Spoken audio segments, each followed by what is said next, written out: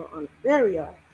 All right, and we are back for another awesome episode of Gov-Na LoOpy's Roundtable. We are starting the second season. Yeah, I know it's so fast, but who cares? Um, Today we have someone new with us. We have Michael with us. Say hi, Michael. Hello, thank you for having me. And we are stepping in. When we're stepping into a new season, we're stepping into a new theme. This season's theme is dating in the modern world. Excuse me. So basically, we don't have everyone that we had last time. I wanted to switch things up a little bit. So we have me, Governor Loopy, aka Loopy. And we have Killzone. Say hi, Killzone. I think he'll be back in a minute. I don't know. And then Hold, moving. please. That's Okay, that's I'm back. gonna that's gonna be your introduction. Hold, please. And excuse my allergies because they are extremely high tonight. Can y'all hear me? Yeah, we Yes. can hear you. You had a little line behind you, but you good. It's probably the Bluetooth. Okay. Anyway, so I'm gonna skip over some things and just tell you guys I'm sipping on some sangria wine type thing that I got at the wine store. It's delicious. They soak it in fruit or something like that. Anyway, I'm going to go into a screen share to start the episode off, and I wanted to show you guys something that I saw on Facebook today. I figure it's a good thing to start this off with. Um, a good funny. Good, funny. A funny. Don't judge me. Can you all see this? I see a monkey. All right, awesome Full monkey. screen it, please. This is the full screen. No, hit that on the right. There Oh, you go. give me a second.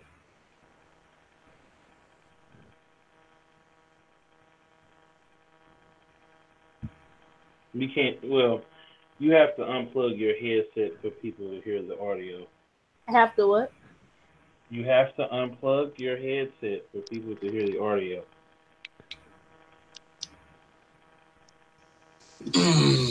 What's my name? On Say my fucking name. Say my fucking name. It's Tay Tay. Tay Tay. Yeah. Wait. Bitch, what? Tay Tay.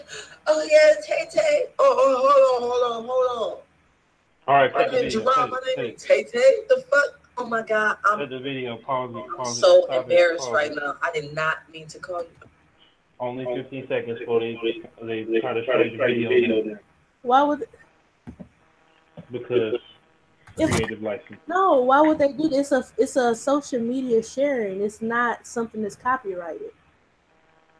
No, people. I'm telling you, that's how this works. Then why when I told you I was going to put the video on for everybody to see, you didn't say it? You can show 15 seconds of it. That's enough. We get the Why would gist I of it. show just that part? Why would I show the moaning and not the rest of the video? Well, Excuse me, you guys, while we have this conversation. It's interesting, so listen on. Why would no, why would I show just the part where she got the name wrong?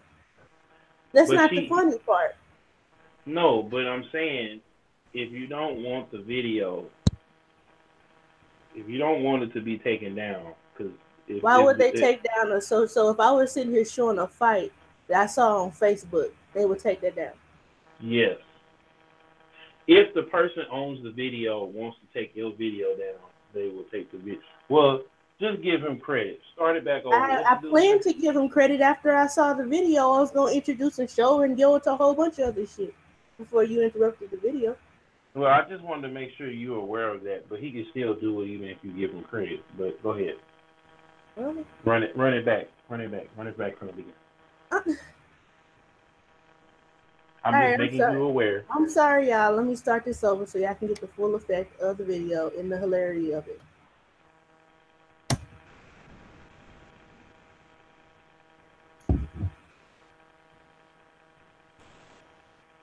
Remember, you gotta unplug your headset.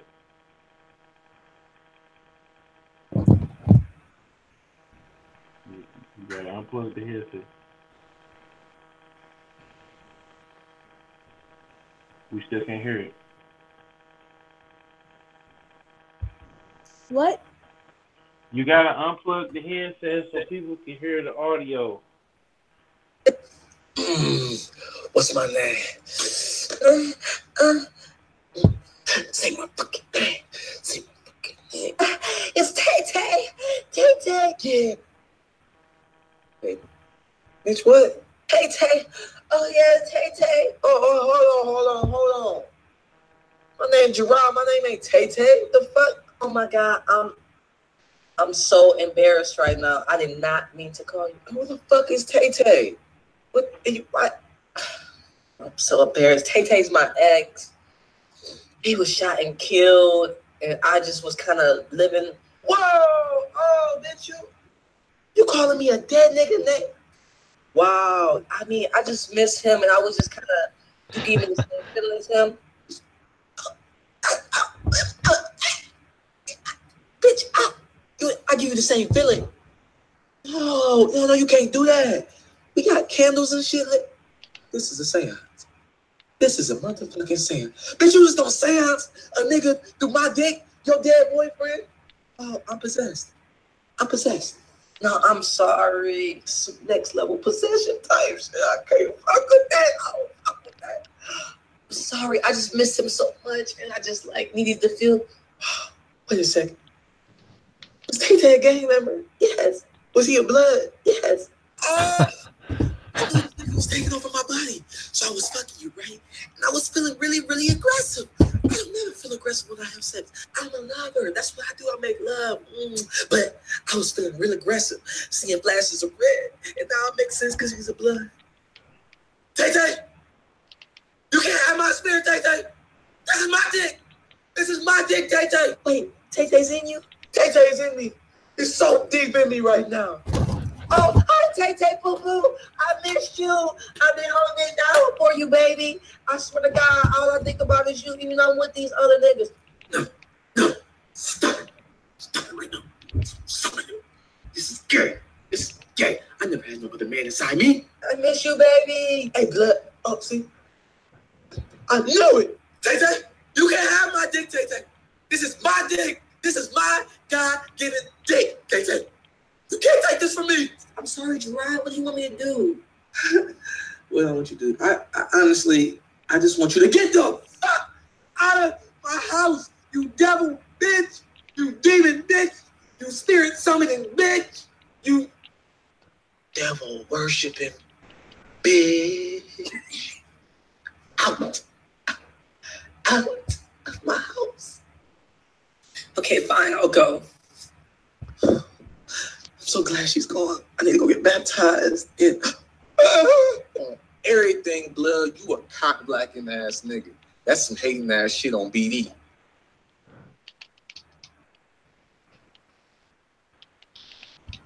see you, my boy, with the.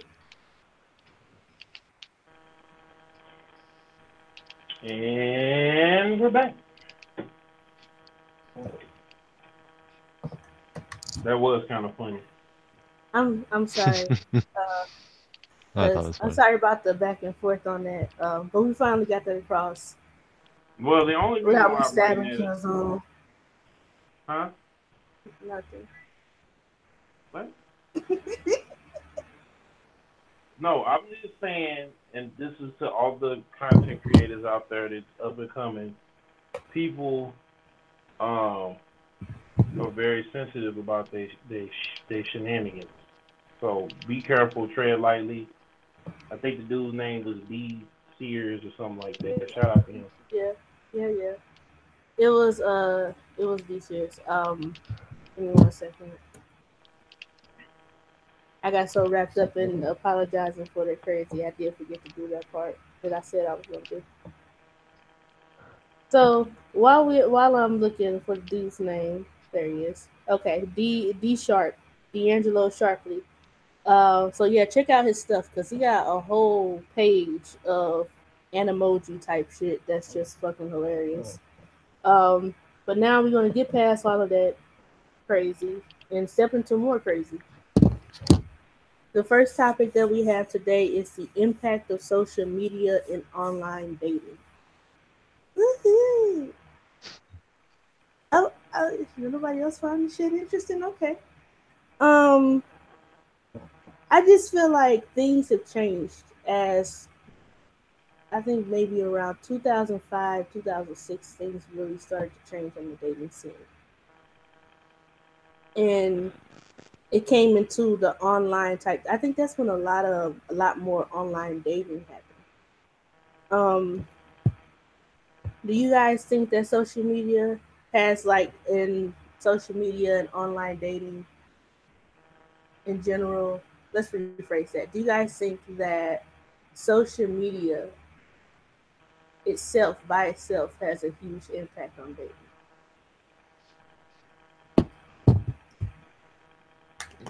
Yeah, Um, I'll let Go you go ahead, Wayne. first, Killzone. Mm-mm. Killzone can't go first. He's long winded. You go. Okay, then I was born into the social media dating scene. I think when I was in high school, we had those first cell phones, we had those Nokias, and that kind of, we were done passing notes in school by then, and we started texting, and that alone really took away like a big human connection with the interactions. And by the time I was out of high school, MySpace was up and Facebook was up, and you're talking to people you never met before, and you're not really. I think it started to become disposable then, or easily replaceable then. Like you're not valuing the relationships you already have, whether it's even just like a friendly relationship. You're you always have another option. So I don't really have the experience of going out to a place, being social, meeting people. I'm not saying that's the best option. So my whole entire life experience is already the internet dating scene or the social media dating scene. So I can have an opinion on and I'll go into this with some later questions, but really my main experience is the internet social communication dating scene. So I'll start with that. I'm going to have to agree a little bit with that. Killzone? Um, I remember back before social media, and I don't know. I think social media is a good tool when it comes to dating because you can be at different places at once, and you can find people that are um more what's the word here? Uh, some can y'all hear me? Yeah, we can hear you. Yep. Oh, okay. Somebody text me. Um, you can find people that are more in your similar interests. I do like meeting people in in a normal setting because especially if you're going to school or work, but work is kind of dangerous because it's your livelihood and things can go left. But you know, I prefer both. Um, Online is a little bit more targeted. You can look up the person. You can learn about the person before you meet them. So, if they're crazy or they're sloppy, if they leave breadcrumbs, you can kind of interview somebody before you decide to spend any time with them in real life. So, that gives you more options. I think when you're dating somebody naturally and you get to know that person, you get to spend more time with them physically, whether you're at school or work or wherever. Um, I didn't really have that many dating experiences in earlier in life, but later in life it was kind of 50-50. Either I met somebody at school or I met somebody online, and you know, social media helps, but at the same time, it's a lot of work. Killzone. So yeah. Question was, do you think that social media has a huge impact on dating? Oh yeah. I was just giving that a, breakdown a preface. because a preface because this is my answer to it. You know I'm long winded. I'm working on it. But I'm saying I think it definitely has because like I said earlier, with my personal experience, and I know a lot of other people, it gives you more access to people in different places. You can talk to a person in a whole different country before you meet them, and you couldn't do that before. I have a friend that he was in he graduated high school. He was talking him and this girl, they were 16, 17. They were talking. She's from like Brazil, and they were both talking, and they kind of developed a friendship. And then when they both came of age, he went down there, and that's his girlfriend. Like, and they have a long distance relationship, and I don't know the terms of it. I don't know if they're seeing anybody in between or whatever, because they're like 20 something now. But he goes down and sees her. His family is very welcoming of him, and they like him and everything else like that. And so yeah, it gives you. It has definitely impacted um, the dating scene, for better or for worse, because people who originally could not speak to somebody face to face, now they kind of have a gateway to get to know people. So like shy introverted people kind of have a gateway, and then the whoremongers, they have even more of a smorgasbord to run through. I have to agree with Killzone, where I see it as a double-edged sword. If you live in a small town, you're really your soulmate may not be living like 2 blocks from you. And if there's a city close by, it opens the doorway to meet a lot of people that you're not normally going to interact with on a regular basis, or even on like a random meetup. And in today's age, a lot of people, or a good number of people, are staying indoors because we're starting to realize that, not only does it cost a lot of money to go out, but you want to be safe, and you can get that little synopsis of the person and maybe some red flags, or some welcoming notes, uh, just by that online interaction. And then I say it's double-edged because a lot of us are kind of running through the mill, maybe talking to 5, 10 people at a time, not really putting our chips anywhere, and maybe we're scared to, or there's just a lot of reasons that it can be good, it can be bad. It's another tool, and just like any tool, it's kind of up to the person that's using it to use it in a positive way or use it in a negative way, and and then go from there. I can agree with that. One of the questions I have for Killzone though, I want to go back to something he said. He Mhm. was saying in the beginning that he really enjoyed meeting someone the regular way, and I have to ask, sorry, Midwest. In the modern world, is like meeting in person or running across a person uh in person, and you find them and you want to date them, all of that, whatever. Is that really the regular way anymore? Like you said, regular, but like I'm not sure that's in the world we live in today. That today that's the regular way. I think that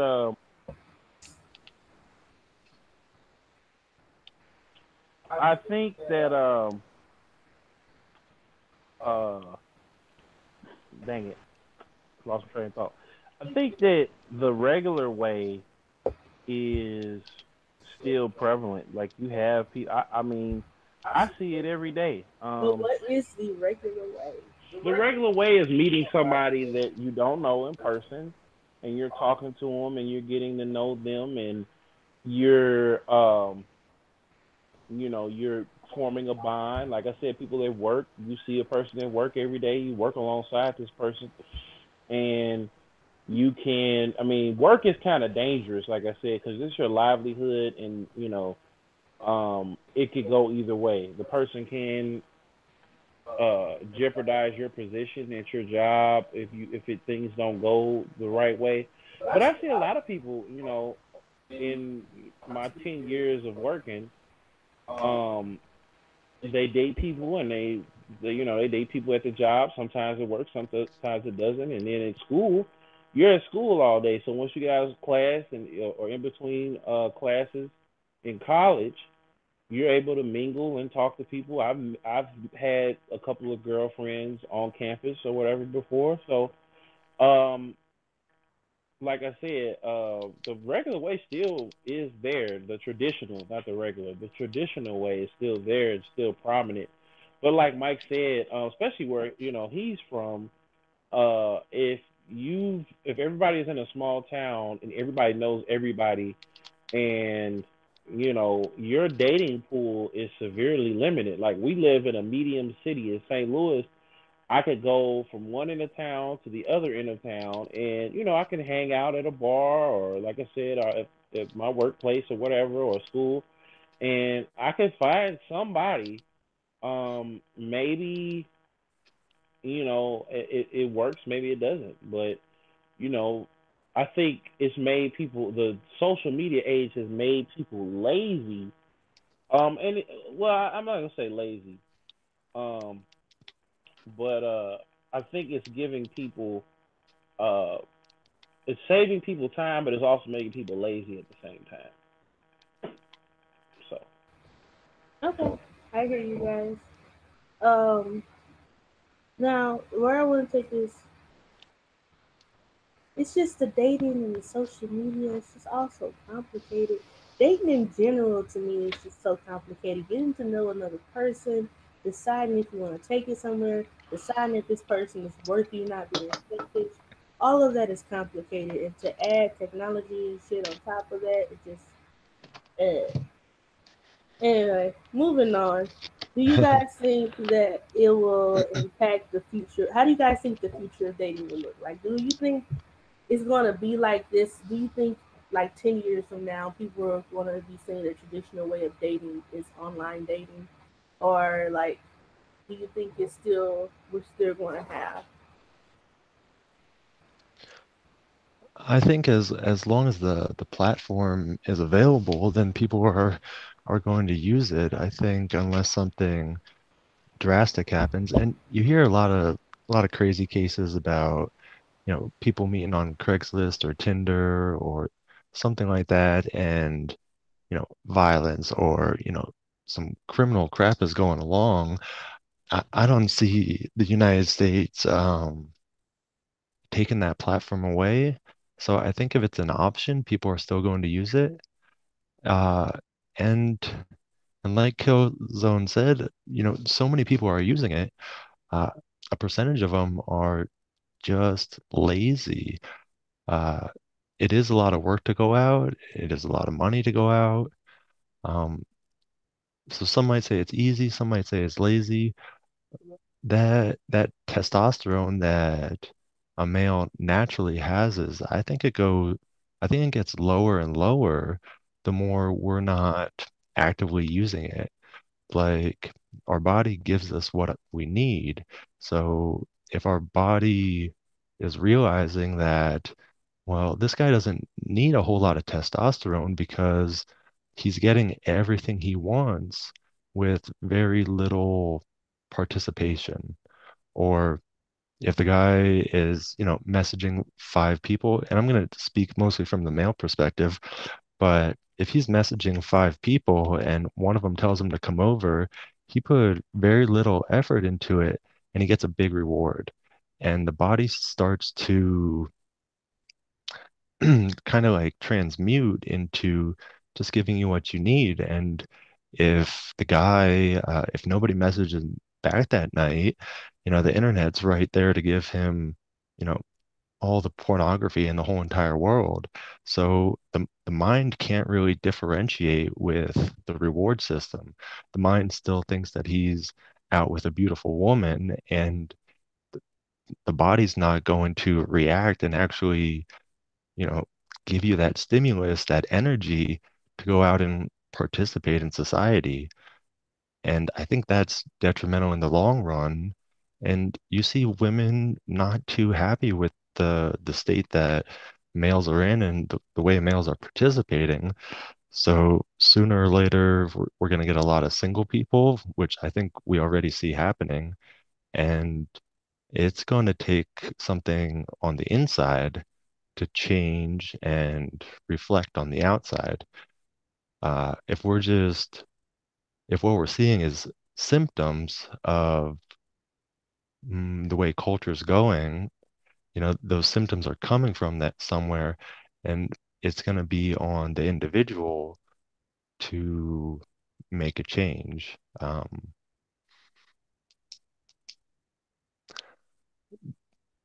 Interesting. Because, yeah, because the culture is driven by the majority, and unless the majority starts to act differently, I think it's going to start, you know, until people become unhappy, then they'll change and look for a different route. Uh, but if we're but if the male's body is getting everything that it wants, we're not gonna change.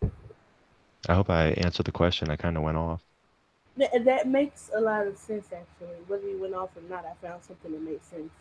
And growing up, my mom, my grandma, just women that I had around me taught me that if you give a man something, then he has no reason, like when it comes to sex. If you have sex with a man too soon, then he has no other reason to want more with you unless he's, some immaculate person who's just looking for a relationship and don't think that you're easy. Generally, I was taught that if you have sex too early, then the man, I don't know, I guess the whole thought process was that if it comes too easy, then he's not going to want to proceed to have any other relationship with you. And to me, that kind of described you took that on from a small level and put it on kind of like a global, like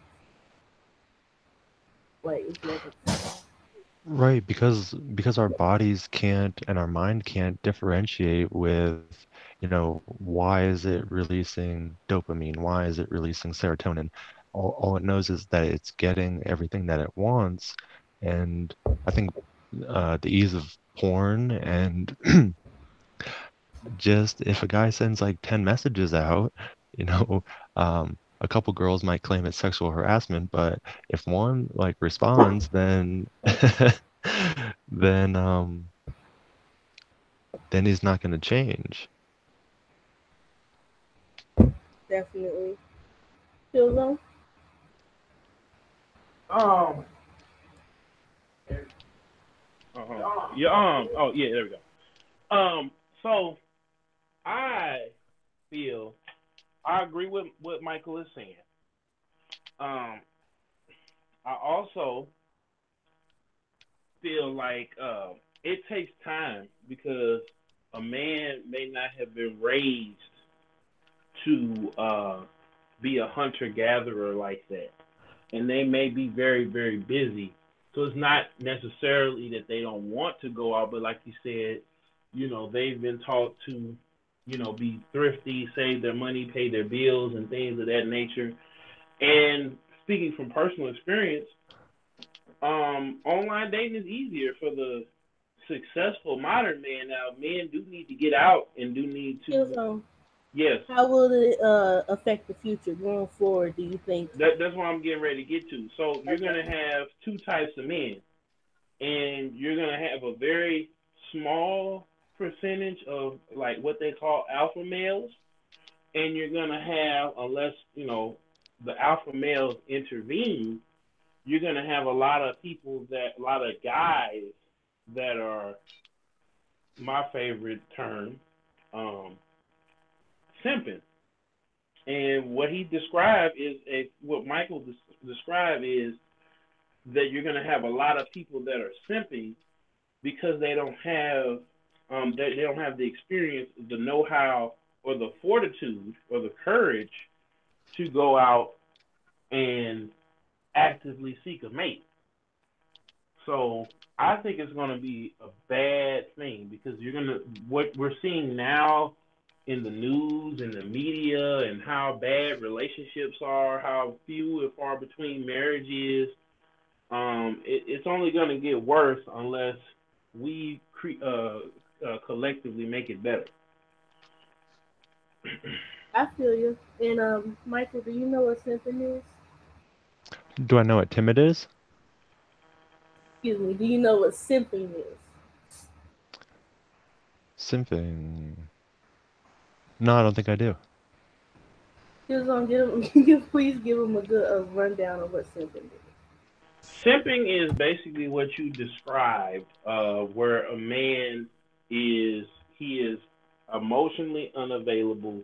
Well, he's emotion overly available, but he's unavailable at the same time. He's not a hunter gatherer. He's not an alpha male, where he is going to approach a woman, have the utmost of courage, or the charisma, or the swagger is what they say, to get a woman. He's going to envy men that do, and when he finally does get a woman, he's going to lay the world down at her feet.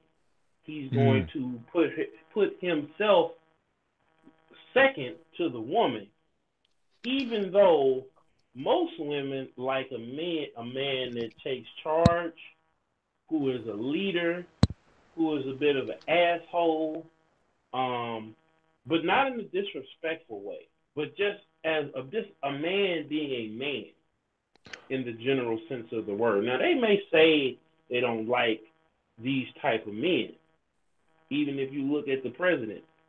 They may say they don't like these type of men, but women love men that are in control, or in control of their own destiny. So when they deal with a woman, they're not going to compromise themselves. And men who do, who are ultra chivalrous, who are ultra clingy, who are ultra dependent, like his life or death is hanging in the balance for this woman, is simple. He's putting this woman over him.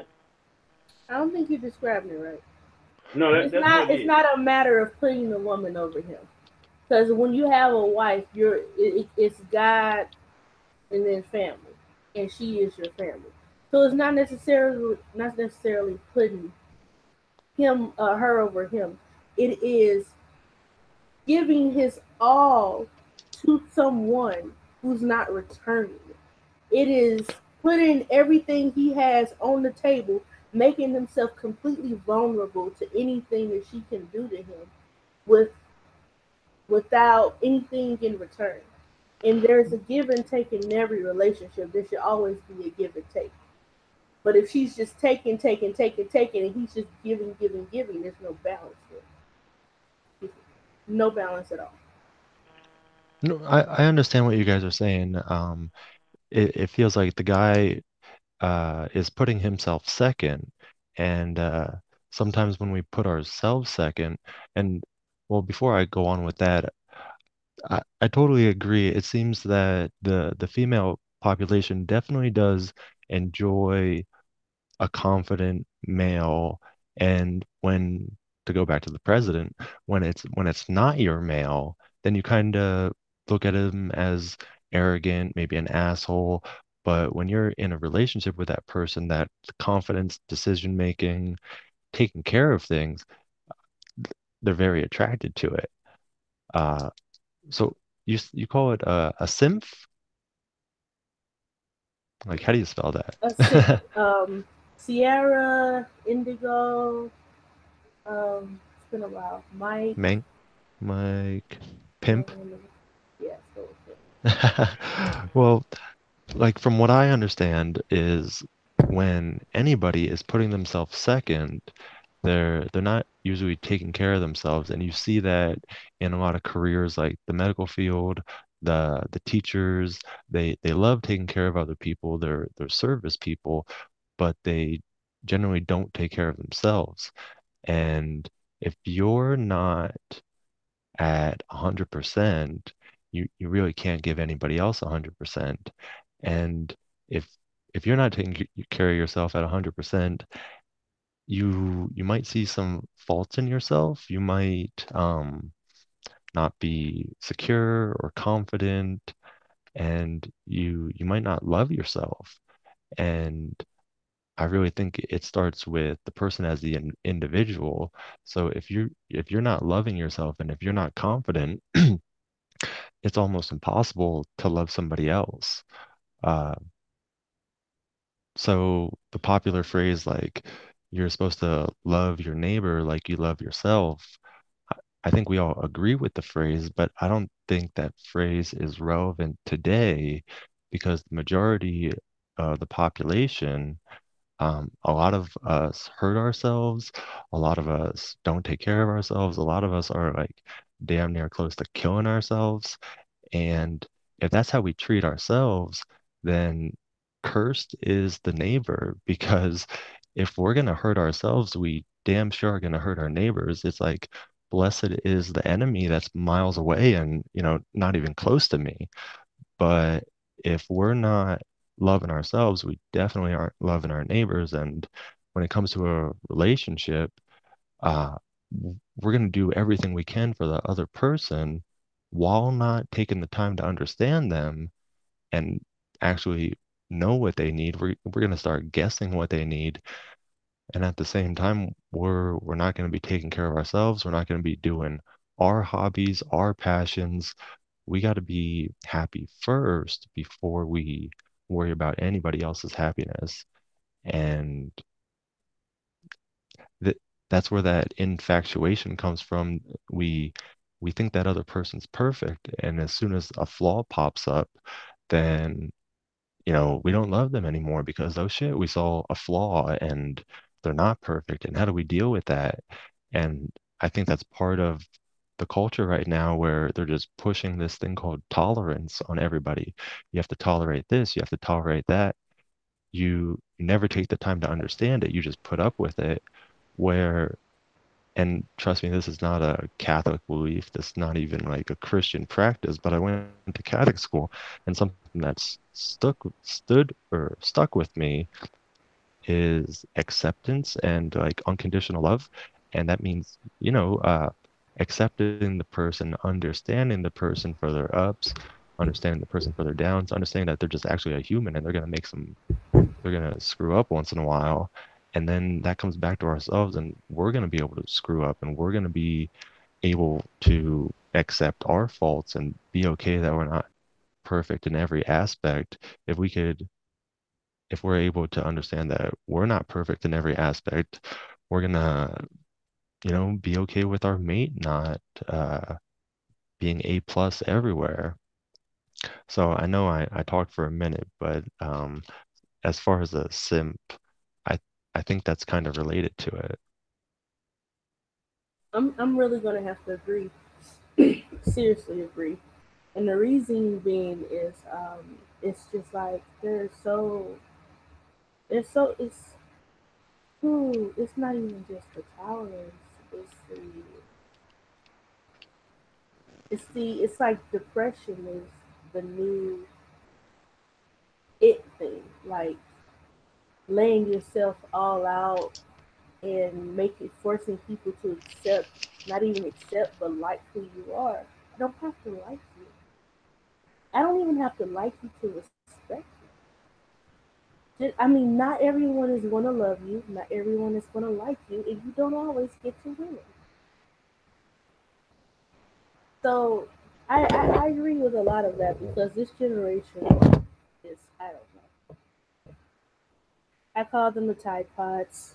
That's what they are. That's what they'll always be to me. I'm 25 this year. I'm aging. I'm gonna be an old lady.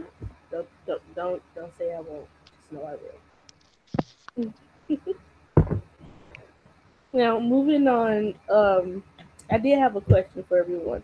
I think we're going to close that one because I feel like everything that needs to be said on that has been said. There's nothing else that needs to be said on that. It's we're all in agreement there. Now, here's like it back to the question I want to ask. Do we as humans need sex? I want to go first on this one. Here's the thing. You can say you're abstinent or abstinent, however you say that word, whatever. I don't know because I don't use it very often. Okay. You can say that as much as you want to. Personally, I feel if you're masturbating, you're not. That's sex with yourself. Okay? We all need sex. We all need that release. It's a natural bodily fucking function. There's nothing wrong with it. It's not some evil thing out to get us. It's like, I mean, it's worse for men. Like they physically need to come, or else it hurts. And I'm going to tap into Michael to go into a deeper part of this because um, he'll say it in a way that sounds like it's smarter.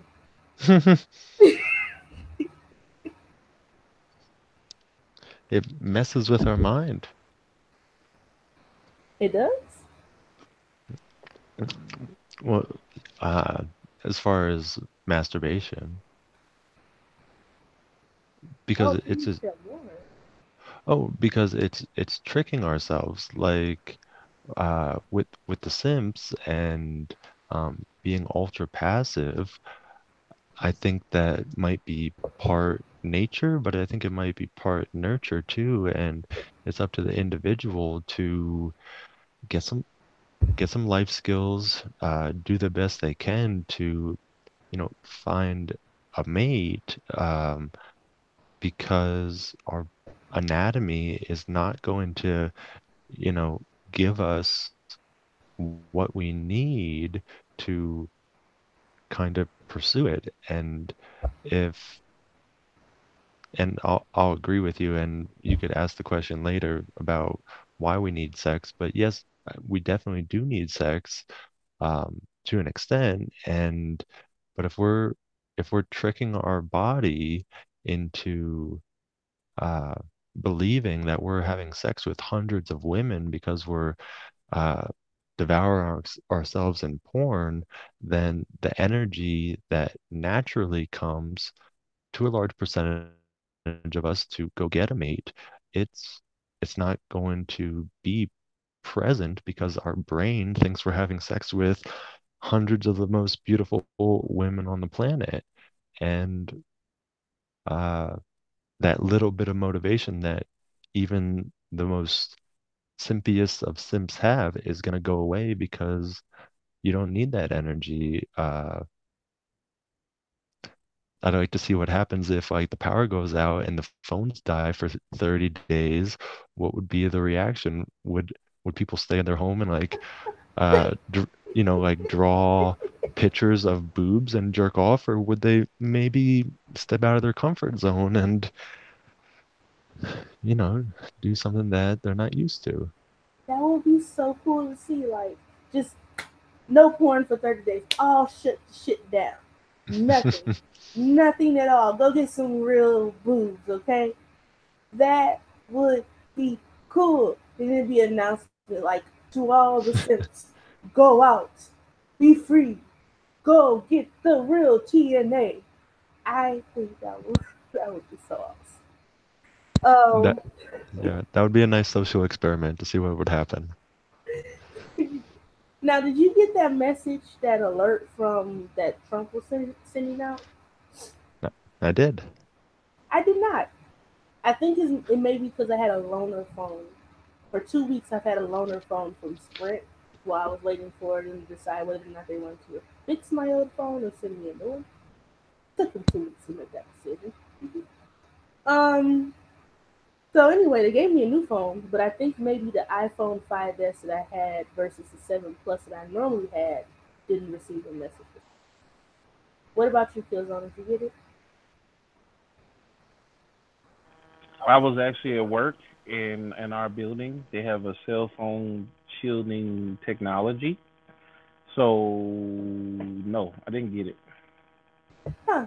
That is very interesting. Well, I was saying, I was thinking along the lines of it would be nice to send out if he's able to send out an alert to let people know like no porn, get real TNA. But what is it that he says? Slap him in the pussy. That's not what the president said. What was that? What does the president say? Slap him in the pussy. Grab him by the pussy. Grab him by the pussy. I mean, he could send a presidential alert out to everybody at 2 in the morning and say, you up? uh, I could see him doing that. I really could. Kill zone. Wait a minute. Um, Hold on, cause y'all you were breaking up over here on this side. So say, what was the last question?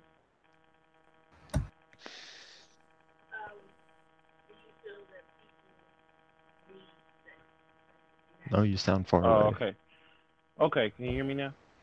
Yeah, yeah. Okay. Yeah, I think people do need sex. I feel like sex is an essential part of life, and I feel like also um me being because I am Christian, and I feel like um the limits. Now that I'm older, I'm starting to realize that the reason why um the Bible, the reason why Christianity and other religions that they preach sexual discipline is so that people don't turn into simps and vegetables, basically.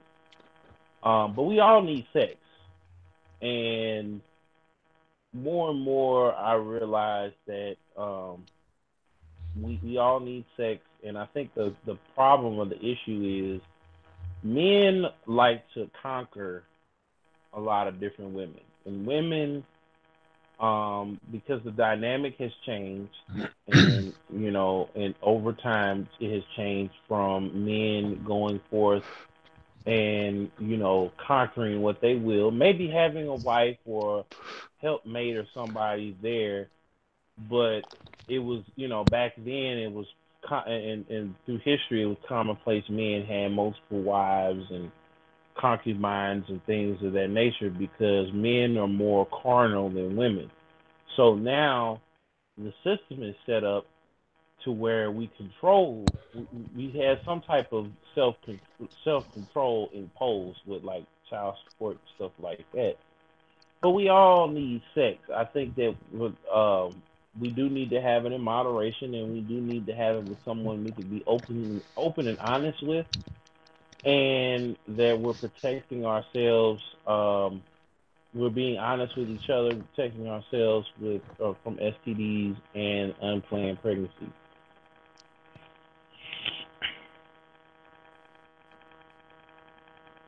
Michael, you sounded like you had something that you wanted to say. No, well, I do. I absolutely agree. I would start by saying that sex is important. Of course, we can't reproduce without it, but it's something that is warned about in many other religions that we need to be careful with it. And today's generation, and maybe we learned it from our parents, maybe we learned it from the television, or maybe nobody told us at all, but we're really risky uh, when it comes to sex today. We give it out pretty easy. We're not conscious with the safety of it.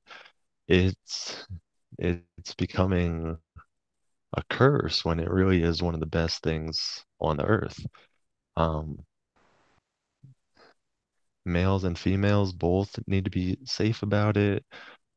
We can't hold it over each other's heads. We can't take it away from people when we're mad at them. We can't, you know, reward people with it.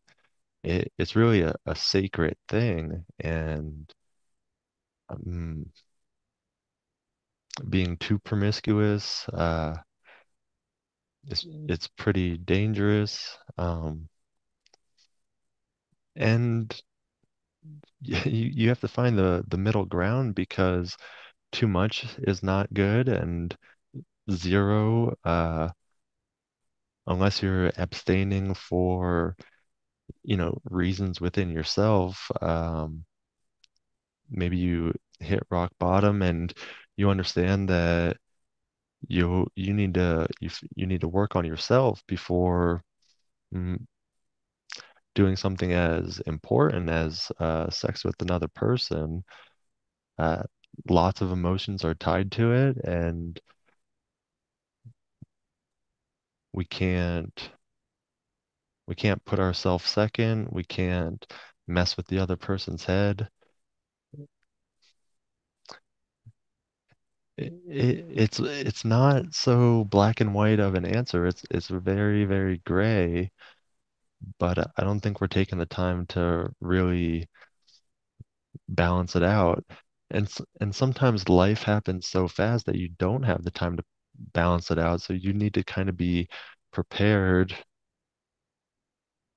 be, ahead of time. I'm gonna do a lot because I'm one of the people that feels sex is an intimate act.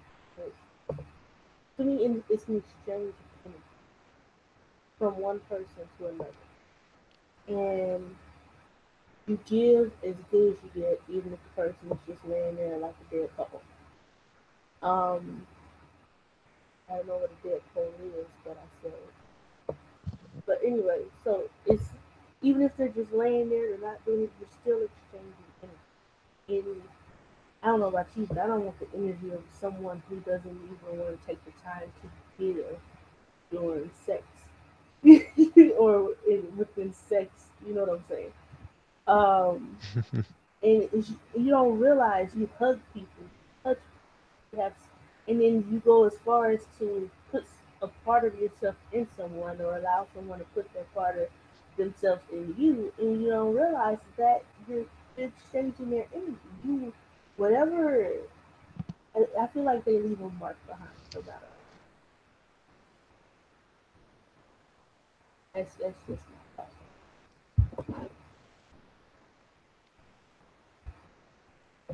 What you guys think? Mark is left behind? No more?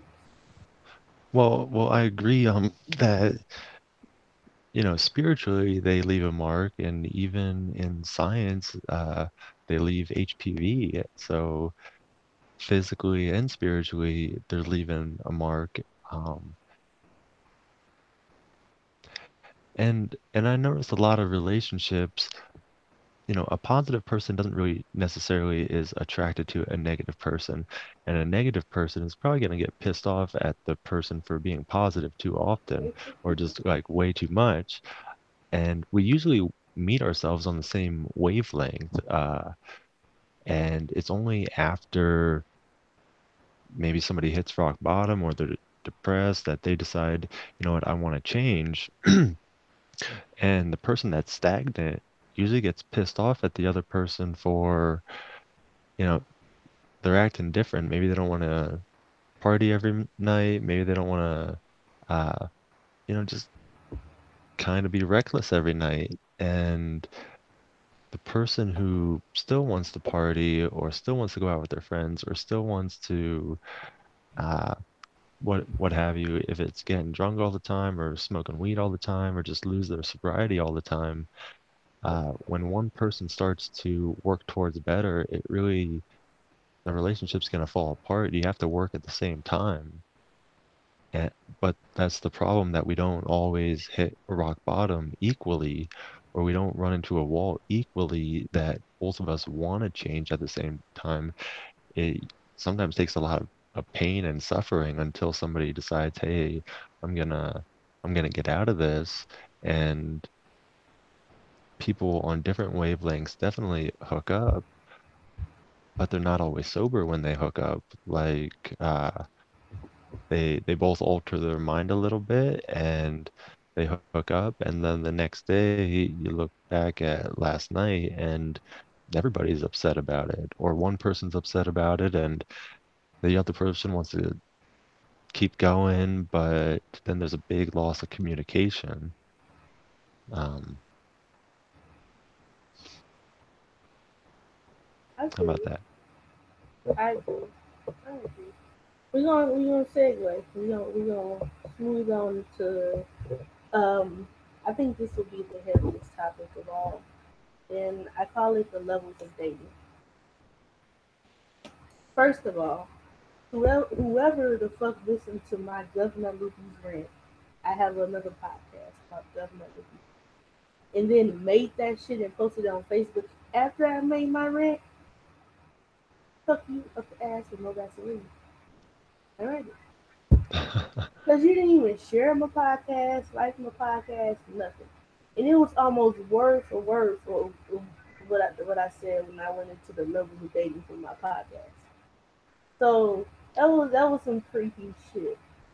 Nobody got my brain. It's, it's all mine. Okay? So going into, I rephrased some things because I had more time to think about it after the rant.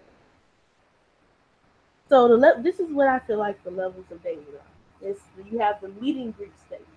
Whether you're doing it online, in person, anywhere, there is a meet and greet stage. You go from hi, I like you. You like me in some way or phrasing. Yes, I like you. Cool. Let's talk. In the meet and greet stage is you talking to the person, whether you're together physically or over the phone, you're getting to know that person. And then I feel like you segue into the dating exclusively slash honeymoon stage. And it's kind of like a two-part type thing. It's like it's like a test run. So basically, you're saying I like you enough to say that anybody else that I could be considering have officially been put on the back burner. I'm not talking to them in the way that I was. I am now talking to you. I want to put all my attention on getting to know you, or focus all of my attention on getting to know you exclusively to decide if I want to really take this to the next level. And that kind of mixes in with the honeymoon stage because you've already decided that you like what you see from a person so far from what they've presented to you. So because you decide that you like that, you're in the oh gushy, yay, I love this person. This person is so awesome stage. So that's why I think it's kind of like a two-part or a half stage. And then you have the dating seriously stage. You're past the I want to focus on you, and you're into the they're not even an option right now. They're not even on the back burner. They're gone. This is me and this is you. Now we are dating we are taking it to the next level, and we are locked in, trial over. At this rate, there's only one step up to go from this, and that is marriage. Now, the dating seriously to me is it's still a time to put in work. But a lot of people, I feel like a lot of people don't realize that even after you put in work with the dating seriously, you still have to put in work with the marriage, and you have to keep putting in work. So anyway, back to dating seriously. You put in all the work. You discover that this is a person you want to spend the rest of your life with. Blah blah blah blah. Gushy gushy romance. Moving on to the marriage. To me, that is the last stage. Fuck divorce. It don't exist. Because if you go through all the stages properly, unless someone is pretending and hiding themselves the whole time, you should weed out whether or not you want to spend the rest of your life with that person. There's communication that should happen. There's communication that should happen. There is communication that should happen. It's like, to me, it's like the biggest thing. It's because if you don't communicate, you don't know. If you don't know, you don't discover that there's something that you don't want to be a part of. And I just want to know, do you guys agree with my whole layered dating stage thing? We haven't So, heard Killzone for a second. Killzone. right.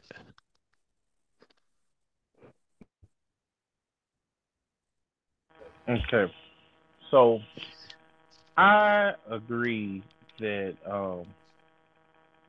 that there are stages of dating, and I agree with Lupi as far as her breakdown of it. Um, I feel like there needs to be. I don't know because I kind of see it from this aspect. Um, if you got people who are in these relationships and they might like Michael said earlier, they might realize something or they just aren't finished being, a whoremonger. So I think, and it's more on the male side because I feel like when women emotionally check out, there's no real repercussions. Like a guy can't vent to that woman or that guy can't, because they're no, no, no. I'm just breaking it down. I think that it needs to be equal across the board because, like, how you broke it down is good and it's how it should go. But more often than not, it kind of slides over the where Mike is. So I feel like, but nowadays, like, people don't really even adhere to the modern, not the modern, but the way people should date. Like you got a lot of guys who want to be whoremongers and you got a lot of guys that are whoremongers. You got a lot of women that you got some women nowadays that want to be promiscuous and they want to get have their fun too. But you have a whole lot more women that want to be loved and be in a relationship and want to be solely kept by one man. So right now, the the whole dating process is in chaos, and I don't know in our lifetime if we're going to see a resolution.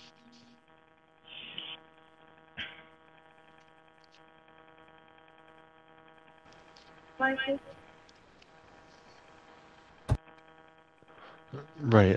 I think it's up to the individual, and also for kind of like the timeline you laid out. I agree that it could work with just about anybody, but I also at the same time believe that life is free and flowing, and we can't always control it. So we have to be flexible. Sometimes you do a meet and greet and it's hot and life happens, so it's cold. So you might skip over the honeymoon stage, but the flame could still be there just because, life happens. Um, I honestly believed that, you know, the love that you see in fairy tales and movies and books, I really thought was just like some type of made up fantasy, mostly because, my life experience didn't represent, humans just like communicating in an overall understanding and healthy way. Um, when the meet and greet happens, I think both parties have to be if we're talking about the timeline that you laid out, which is the longevity timeline, you know, on the meet and greet, you have to enjoy yourself and you have to enjoy the other person, and anxiety, it'll be there, it should be there. I mean, for if you're a normal human, anxiety is gonna happen. Your heart's gonna beat and you're gonna be nervous. But that should subside after a while, and you should be able to try to be yourself. And hopefully that subsides after like 15 minutes, because if it occurs the whole entire meet and greet, I think that's your body telling you, you know, telling you something's up, because we should feel comfortable. And don't get me wrong, I've been introverted before and I've felt those feelings before, but the interaction, the person should, both of you should get a sense of comfort sooner or later on the first meet and greet. And what's interesting for me is my current girlfriend, I met on Tinder, and uh th- Wait, wait, yeah, wait. You said Tinder. a absolutely. And you don't think you're gonna, you don't, it's really weird, even in like a mental state of trying to have like an optimistic point of view, you don't really feel an optimistic point of view on these dating sites for longevity. And our 1 year anniversary is this month, and it's really funny how things work out. Uh, I believe I was ready a year ago, she was ready a year ago, and we waited, and it's really not my personality to wait, but she made me wait like 3 weeks for to be intimate. And during that 3 week period, part of me, I didn't go out, I didn't go see anybody. I was probably your typical male behavior, talking to nothing, absolutely nothing serious, but talking to kind of more people, keeping doorways open. Um, and I can't say that's the best thing or the worst thing. I would say it might be the norm of today. But waiting 3 weeks and figuring out if I enjoy this person, enjoy their personality, we kind of click on some hobbies. Can we, can we, enjoy each other without relying on sex? And if you could, it's pretty hard, but I would recommend that if a person can, you know, come to the realization that the relationship is not built on sex, and then you're actually building it on a pretty wide foundation. Uh, so for my for my personal experience, uh, it was her choice, and I'm glad she made that choice, because I probably would not have made that choice. And then you kind of get back into the temporary mindset, the instant gratification mindset, the what could people do for me right now? And I don't know, I'm kind of glad that she put her foot down. Oh, instant gratification. God. Excuse me for those that did not hear. Instant gratification. Thou art a heartless bitch. Gets me every time. I am the most impatient person on this here planet. And instant gratification is like putting um putting candy in front of a child. That is what it is to me. So when you said that, it's like everything getting looked up was like, ah, he's talking about me, but you're not, because not everything is about me, but I feel deeply. It's like I don't know why I have this impatient nature about me, but my impatient nature is a very, very, very good description of him dating in the 21st century. Um, No, and no, yeah, I we don't I got don't blame you. It it it I can't really explain it. But the reward for patience is pretty crazy, and these almost all these holy books all over the earth talk about temperance and self-discipline, and sometimes we're disciplined with some things and sometimes we don't have we don't have it for the others. um, but just like the value on that like big foundation w- uh it is, I don't know, pretty important for me.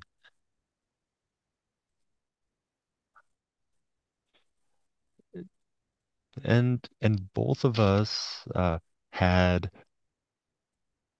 relationships that didn't go so good, and I think it's important to kind of get that life experience for what you don't want. And we might never know exactly what we want, but if we get a bad taste in our mouth, we know exactly what we don't want. And also, if you have like shitty significant others, you you might start to appreciate the little things that a decent human being does. Where if all we do is date decent human beings, we might not really appreciate, those little things that stick out to a person. I agree. I deeply agree. Now we're going to push towards the end, and as we're pushing towards the end, I just have two questions that I wrote down randomly that I wanted to ask. And my first question is, it's a tough one. It's like, should you associate with anyone that you've had sex with once in a relationship, even if they're just a friend? So that, like, they're a friend that you happen to have sex with, but they're a continuous friend. That's a good friendship, and then you end up getting in a relationship with someone else, and they're still that friend. They're still that person that's there for you. You're there for them. You're cool. There's nothing suspect going on. Is that okay?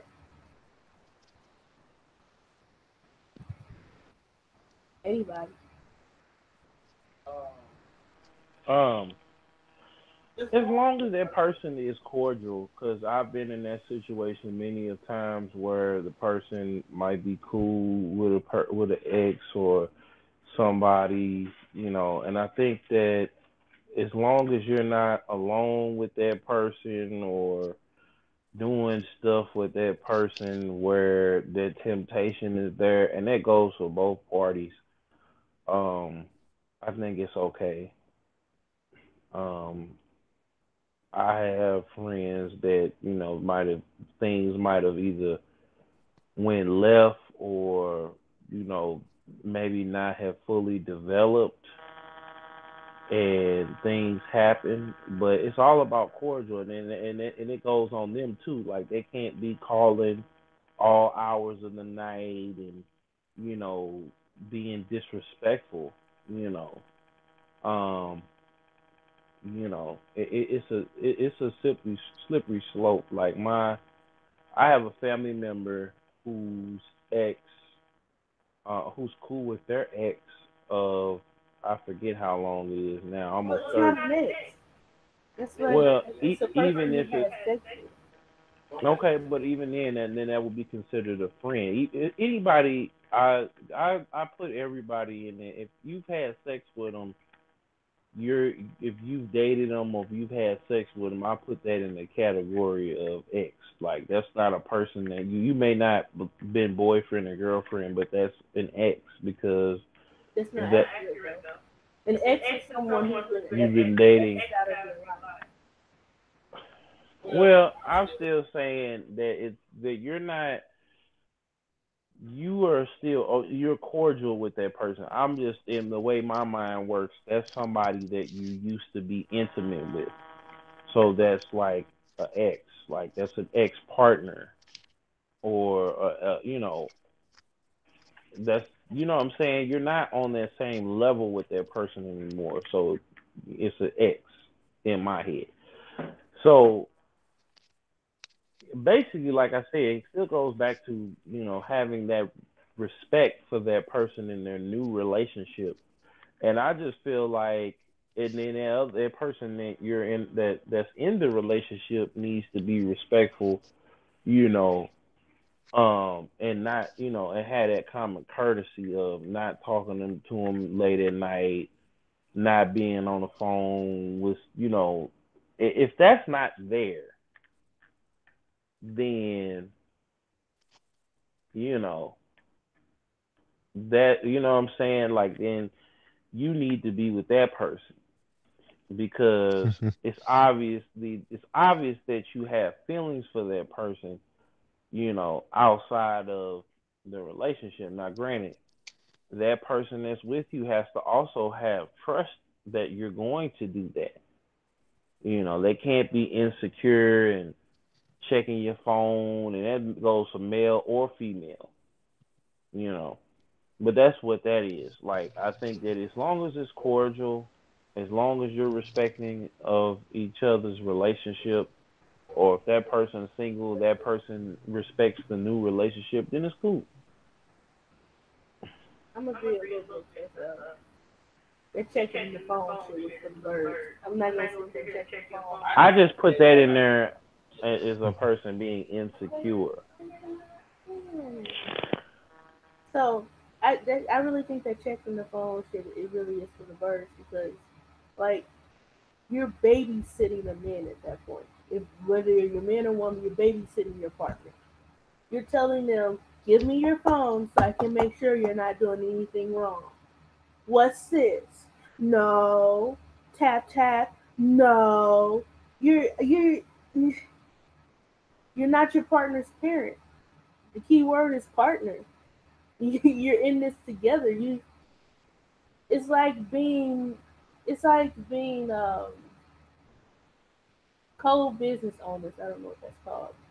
But being in a business with someone and you're both in that and then the other person ruling over the other person the whole time. So I don't know. As that phone thing really activated my anger. My anger has activated my anger. What do you think, Michael? Did you ask what I think? Mm-hmm. Well, I think I think a lot of factors can go into should you still be in contact with, somebody you sounds like hooked up with, uh, not in a relationship, apparently not looking for a relationship, you know, I would wonder, I have to agree with Killzone, especially with the point where this person that was a once upon a time, if you're in a relationship, you really can't confine with this person. There can't be any secrets. There can't be any trust issues.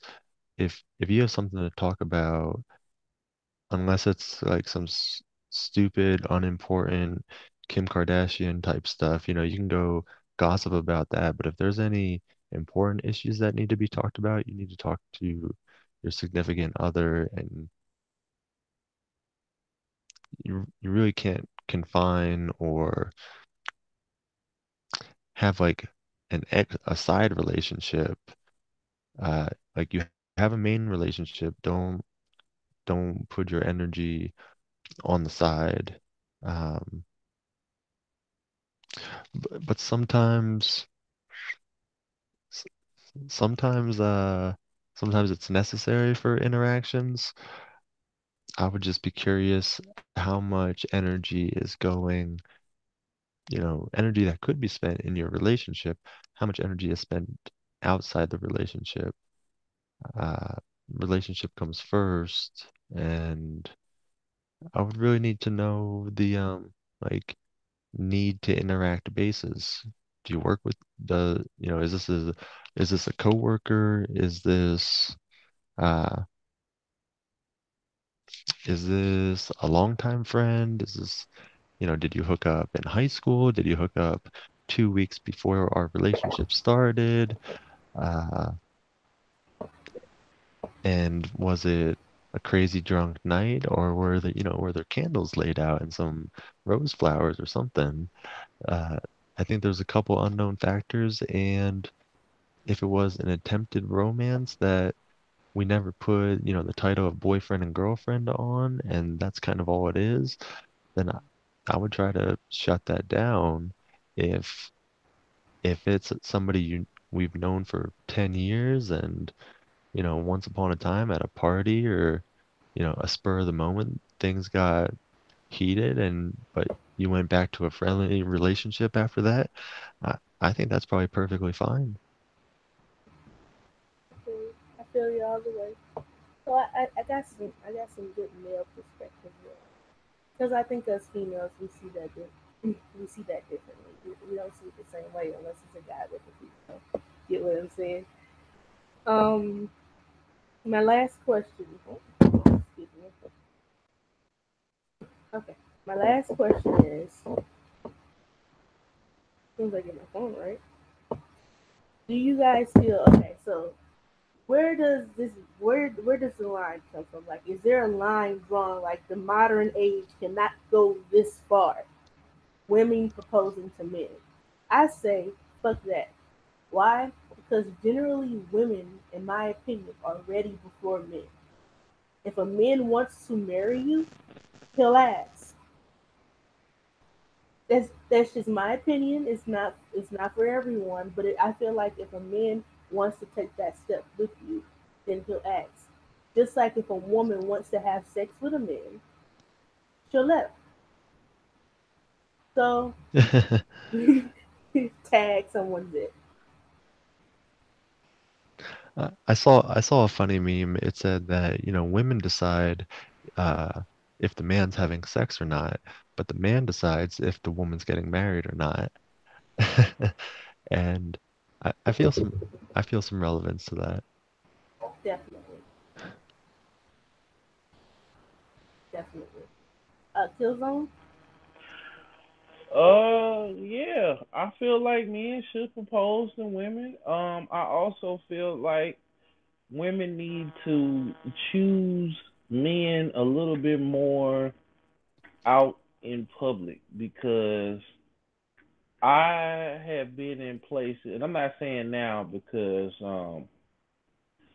I'm with somebody, and I'm just saying women need to choose up on men a little bit more when it comes to sex because nowadays, especially in this Me Too era, women want to have sex like men do. So I would advise the ladies so that men don't feel as pressured to ask. And some men like when let me finish, What was let the me got finish. to do question?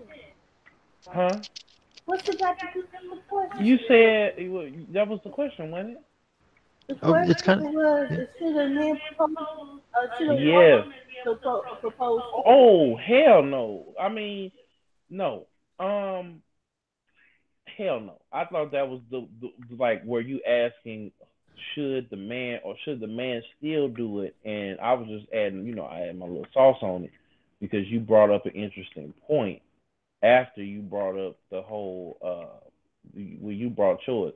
No, I think men um should propose to their wives. I think they shouldn't I think that women shouldn't resort to getting to doing that because I think the women that do that, they they're desperate and I wouldn't even say desperate. They love a man so much, Yeah. and I think that even the guy and the woman, the man and the woman may not be on the same page. So in the man's mind, if they're going steady or whatever, that may all very well where he want to be. He may want to be. He may not want to take that next step for whatever reason. But that's where the communication comes in, and I think that's when a lot of times you see these women are getting down on one knee and doing all these antics. And some of that I think is fake. I don't think that are women that are out here on the regular proposing.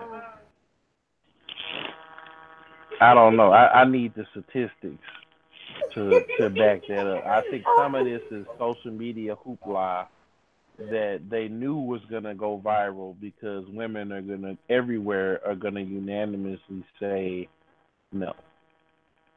Am I right or am I wrong, Mike?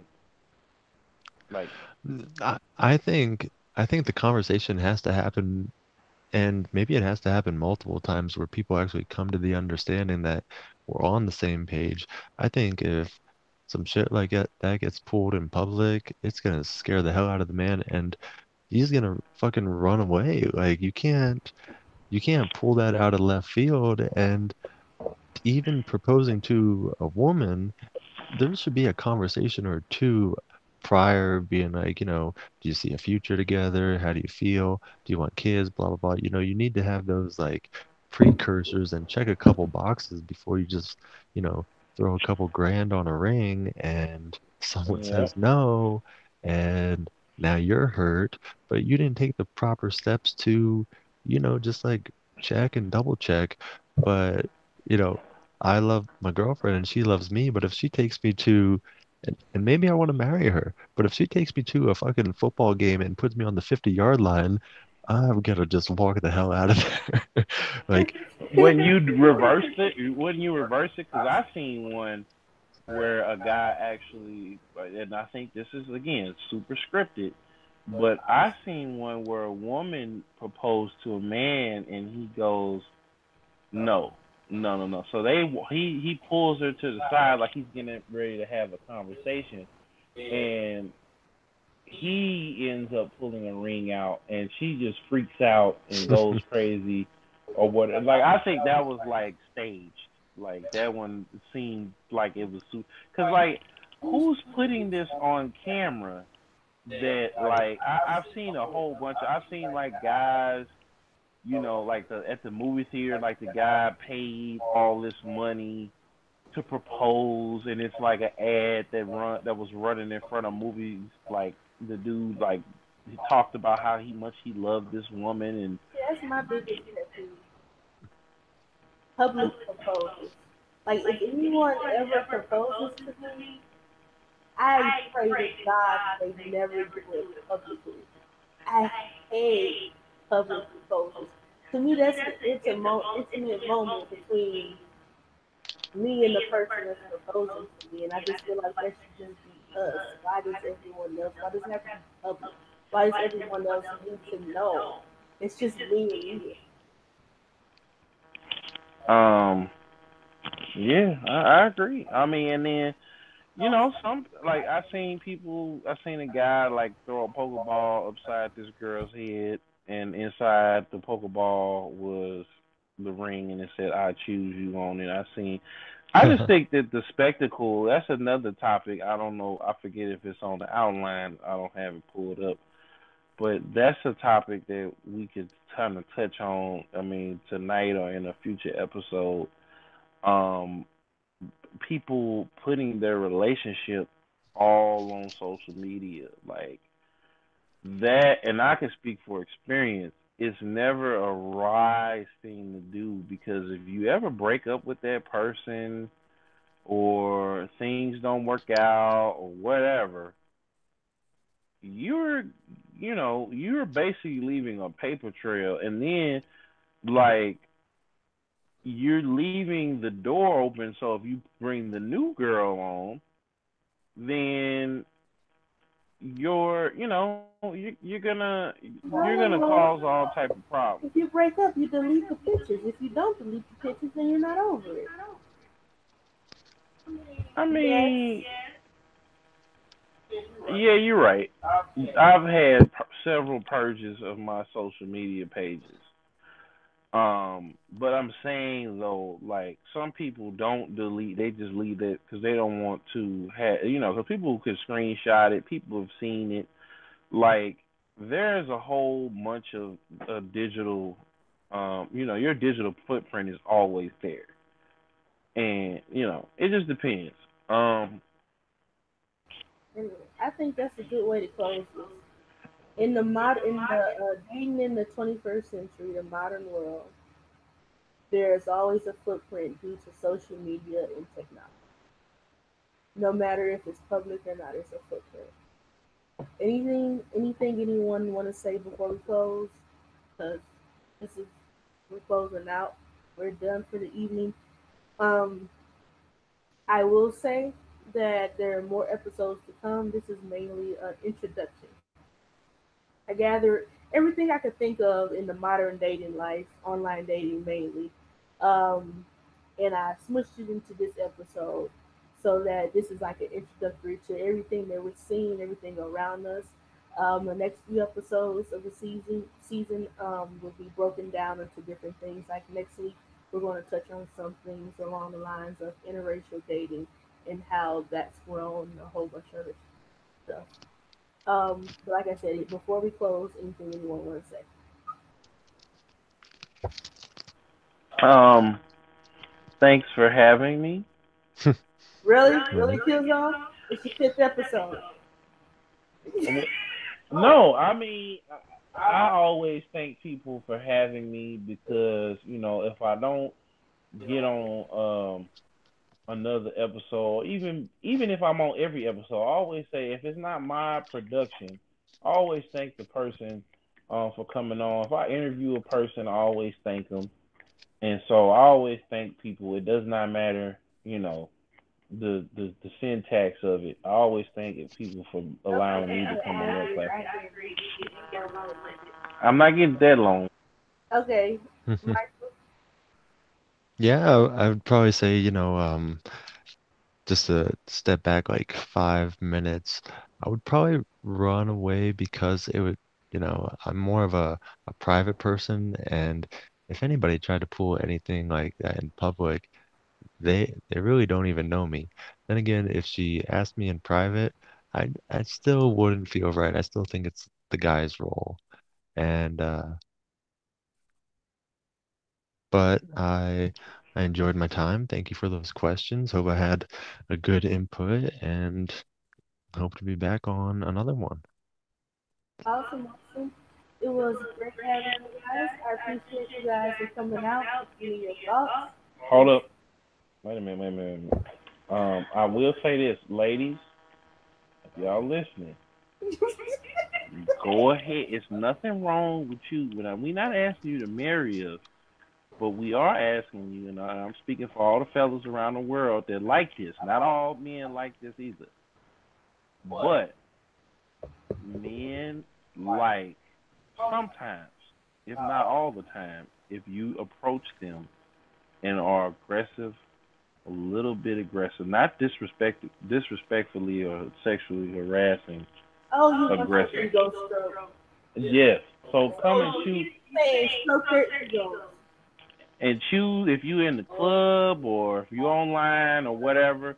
We're not going to think of you less than a woman if you say, "Hey, I'm attracted to you. I really want to, have a nice dinner or get to know you, and maybe afterwards we can, have some red hot, wet, freaky sex." Or Why are you bringing that back? it's never gonna go away. But I'm just saying, ladies, it's nothing wrong with you doing that. We're not, and that's the other thing, and that'll probably be for a future episode. Do men really think if women are promiscuous or whoremongers if they're sexually free? And That's right. on that note, I'm going to disagree with a whole lot of that, but we'll touch on that in another episode. But on that note, thank you guys for watching.